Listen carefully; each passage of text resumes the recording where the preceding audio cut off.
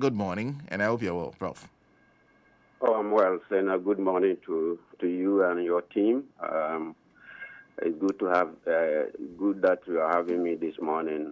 I'm grateful. Now, and that's the question we have on the table. I don't know if you've monitored the events surrounding the arrest of Chairman Wontumi for some time now. Are we justified to be thinking that Chairman Wontumi is becoming a sideshow at his own show? That the main show is actually about who leads the MPP? Um, Senna, if by preliminary comments, I can just say a bit about what this melodrama around his arrest and the politics around it means for our democracy. Okay, please go ahead. Because without that, we cannot get to the topic that you are discussing. We pride ourselves to be a model democracy in Africa, which means that there's rule of law, and which also means that within the rule of law principles, all citizens are equal before the law. Nobody is above the law. And for that matter, the police are not supposed to treat people differently based on their status in society. Same thing applies to the judiciary. But what are we seeing in this arrest of Chairman Wontumi? You see that very high-ranking politicians and leading members of the MPP, including the minority leader, are portraying this as a special case that Chairman Wontumi, by being the chairman of the MPP in their stronghold in Ashanti region, deserves some special privileges and should be given special treatment. This demonstrates that our democracy has declined to a different system, an aristocracy, even if you like, a feudal system, in which even the politicians who preach democracy actually do not even think about the principle of democracy. They are rather thinking about an aristocrat society where the aristocrats are supposed to be treated differently as a privileged class, and for that matter, they are above the law, so they can even boycott parliament and go demonstrate, sit on the streets. I mean, do we know the number of people, ordinary people, who are in police cells just for misdemeanor offenses? So they are not human beings. They have different blood flowing through their veins. And the likes of Chairman Wontumi, they have blue blood, or their veins, or they are different. They are special. But that is not the democracy that we operate. In this democracy, the citizens are the source of power that the likes of Chairman Wontumi and the parliamentarians, including the minority leader, is through these citizens that they are enjoying the privileges that they are enjoying. So you don't tell the citizens that they are lesser citizens and you are special citizens. So by way of my preliminary remarks, I just want to situate this case in this special context and what it means for our democracy. Is it a response? Because the suggestion has been invite him quietly. Do not make a fuss about it, that the way he was picked up right about exiting the CID was wrong. That's not the way you're supposed to do an arrest. You have to invite him and let him come quietly. That was Rambo style. Is that your response to that? Oh, yes. I mean, what do they mean by that?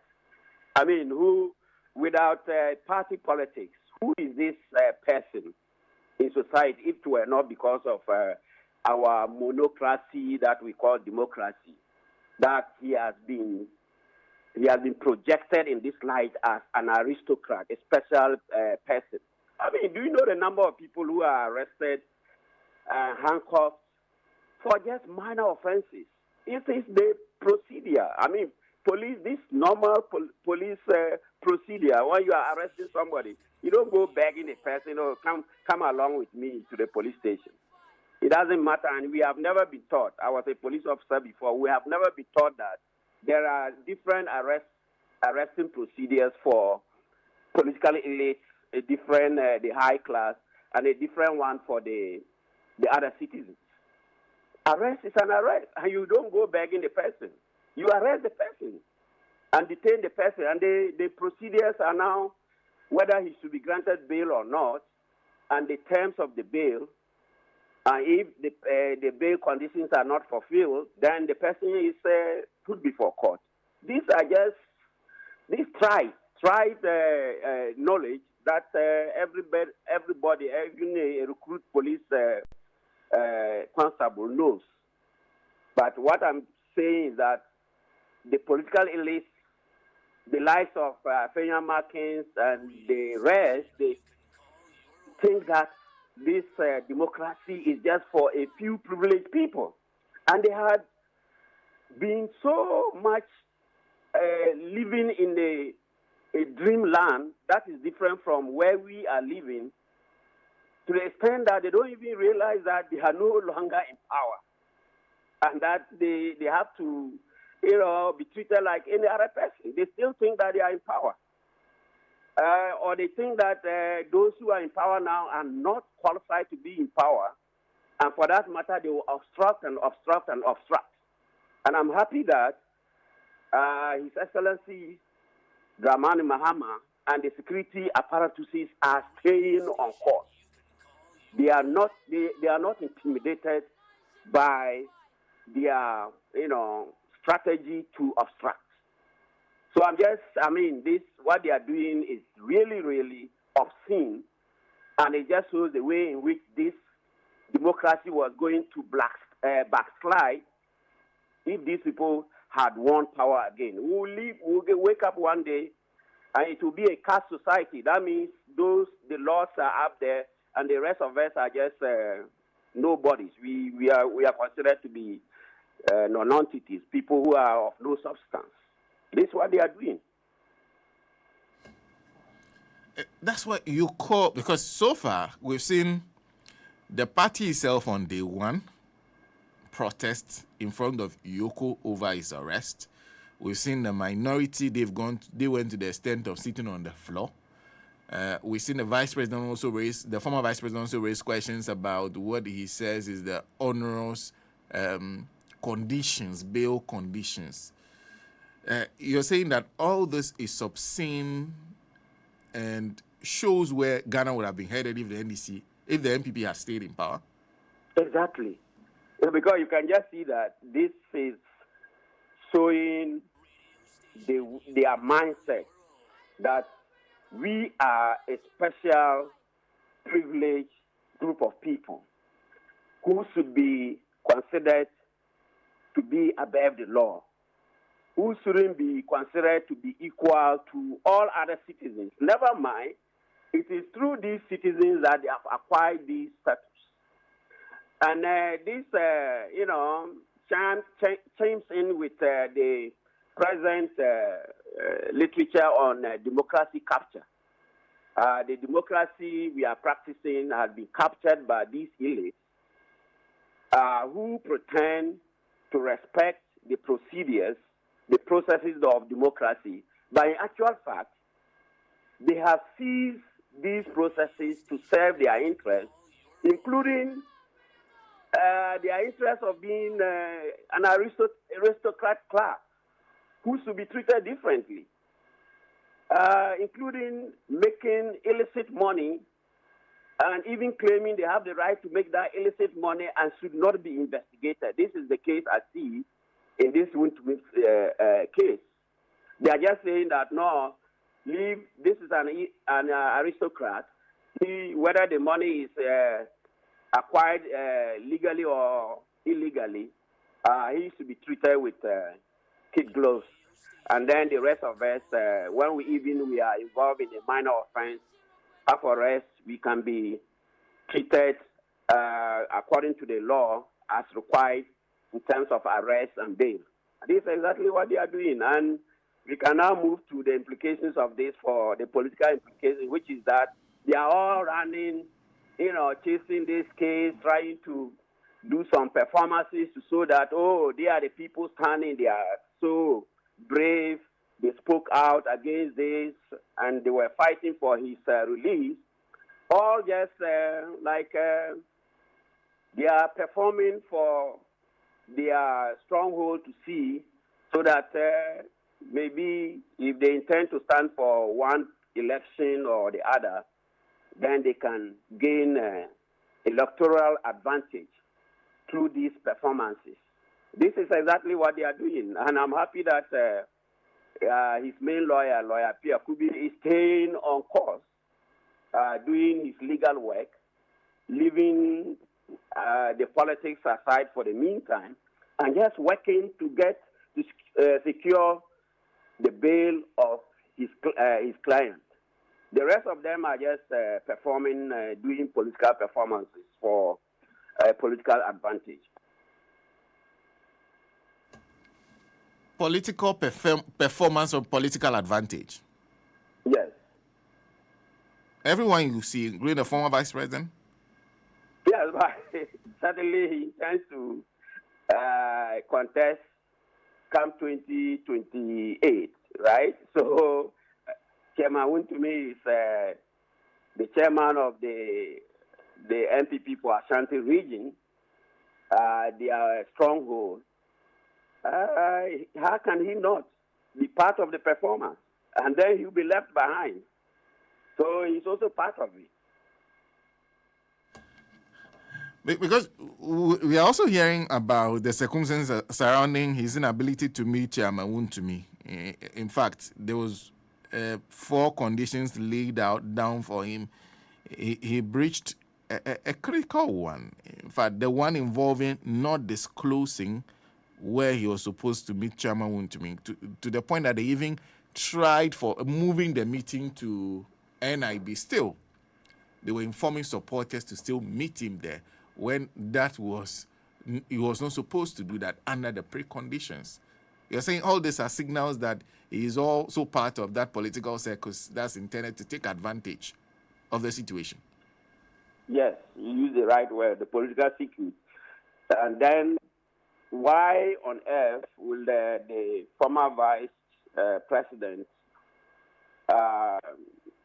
reveal or even let people know about this special arrangement that the security agencies went out of their way to give him that respect, and yet he's interested in the gallery, playing to the gallery, and for that matter, he wants people to know that he is the one, the hero. He was able to go and see him and meet him, and then let people know that, yes, he did it, and probably if he had his way, then he can get him released, and then the credit goes to him. So it's all, unfortunately, Chairman Wontumi, who is in jail or in cells, his own people are playing politics with his situation. He's definitely not in the right place. And then what concerns all the big wigs of the party is to gain political advantage by politicizing what their interventions, rather than following the law, rather than following the procedures for his release, which is what his main lawyer Pierre Kubi, is doing. I see, but Prof, it's big money, 50 million, and that's why they've been protesting. That 50 million there, it's not small money, it's plenty money. That this 50 million matter, where would we find property worth 50 million and everything? Can that be a reason to protest? We have to put it in context. Bail conditions are varied by the seriousness of the offense and probably the monetary value in case it is an economic crime or something like fraud, money laundering, causing financial loss to the state. You can't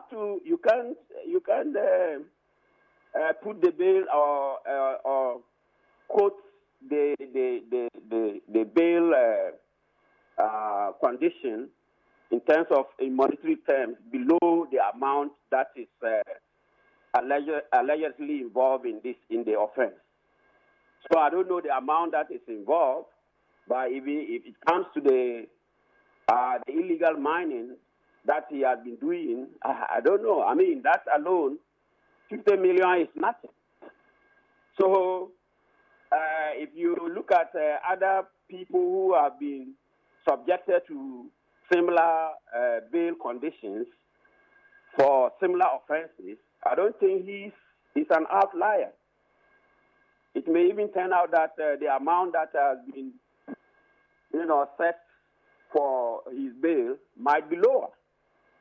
So we all have to find out all these things before we can begin to say whether he's being treated unfairly in terms of the bail conditions or not. So, I mean, this cry about it being too much, too high, I think it's neither here nor there, because I know there are cases where people even have been, bail has been set for over 100 million and even more than that. So it has to be put in context. See, and Prof, before we let you go, one thing we would also like you to comment on today is do I call it deadline given to Mr. Ken Ofori-Atta, former finance minister, to appear before the office of special prosecutor to answer questions. Remember that a few months back he was declared a fugitive, then he was given time to appear. Today is June 2nd. It's a deadline. We understand that Mr. Ken Ofori-Atta wants to do a virtual appearance because he says he's not doing well. So far, what do you make of how all that has played out? Again, this is the same aristocracy that is playing out now. I mean, which ordinary citizen will be given these privileges? You are supposed to report, I'm sick, I'm outside the country. We agree on a date. Now you are requesting for extension or to appear virtually. You are definitely just showing that, you are a special person, you should be treated as a special person. You should be given certain privileges that other ordinary Ghanaians are not given. This is not the democracy that we bargained and fought for. Everybody should be treated equal before the law. Nobody is above the law. You can be even a president or ex-president. And by the way, I'm told the incumbent president, he followed the law when he was invited by the office of the special prosecutor. Did we hear of any melodrama around it? You go to the U.S. Now incumbent president of the U.S., he was taken through the procedure, criminal charges, appeared before court, and all that. But in our system, we are just mimicking a democracy that is more closer to aristocracy, even a feudal system, than the democracy that we know. So he's sitting there saying that he wants to appear virtually.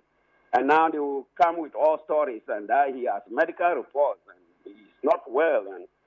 And for that matter, he can't appear. And when the law enforcement agencies should try to enforce the law, then it is about, and the present government is becoming an autocratic government.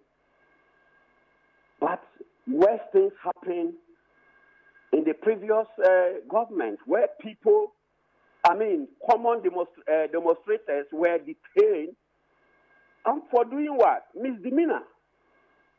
So I am really, really very disgusted by these aristocratic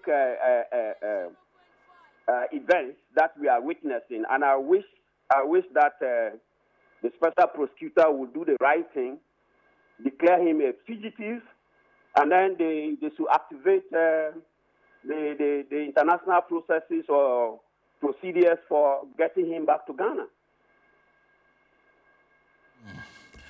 Well, Prof, thank you very much for speaking to us. Thank you, Senna. Nice to speak to you. I wish you all the best.